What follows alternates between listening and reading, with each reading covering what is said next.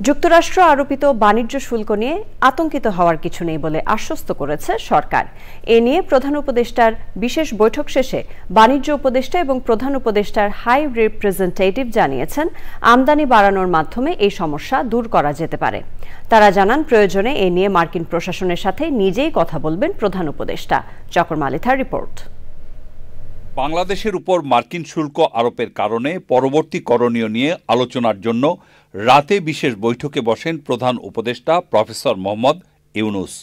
শীর্ষস্থানীয় বিশেষজ্ঞ, সংশ্লিষ্ট উপদেষ্টা মণ্ডলীর সদস্য এবং কর্মকর্তারা বৈঠকে যোগ দেন। সমস্যা মোকাবেলা ও সমাধানের বিভিন্ন উপায় নিয়ে আলোচনা হয় বৈঠকে। প্রধান উপদেষ্টার সরকারি বাসভবন যমুনায় 2 ঘন্টার বৈঠক শেষে সাংবাদিকদের সাথে কথা বলেন তারা। ব্যাপারটা আকস্মিক নয়, আমরা এর জন্য প্রস্তুত এবং আমরা শিগগিরই কিছু ব্যবস্থা নেব এবং সেটা মার্কিন প্রশাসনের সঙ্গে আলাপ করেই নেব। সুতরাং এখানে ভয় পাবার, আতঙ্কিত হবার কিছু নেই। আমরা এই বিষয়ে সম্পূর্ণ প্রস্তুত। এতে দেশের তৈরি পোশাক খাত ক্ষতিগ্রস্ত হবে না বলে আশ্বস্ত করেন বাণিজ্য উপদেষ্টা।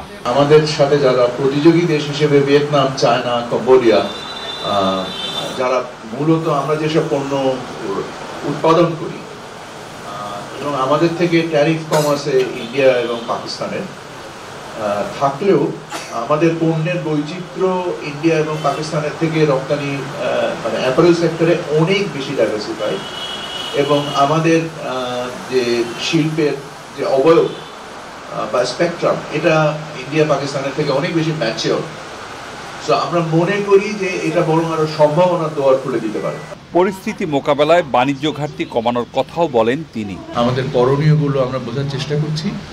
আমরা এখানে সম্ভাবনাও দেখছি, সম্ভাবনার বিপরীত যে বিষয়গুলো রয়েছে আমরা সেইগুলোকে সাম্যকভাবে উপলব্ধি করে বাণিজ্য ঘাটতি কমিয়ে এনে আমরা আশা করছি যে তুলনামূলকভাবে আমরা আমাদের প্রতিযোগী দেশের থেকে একটা ভালো অবস্থানে যাওয়ার প্রচেষ্টায় রত আছি। প্রধান উপদেষ্টা নিজেই যুক্তরাষ্ট্র প্রশাসনের সাথে সংযুক্ত হবেন এই বিষয়ে আমাদের অবস্থানকে তুলে ধরার জন্য।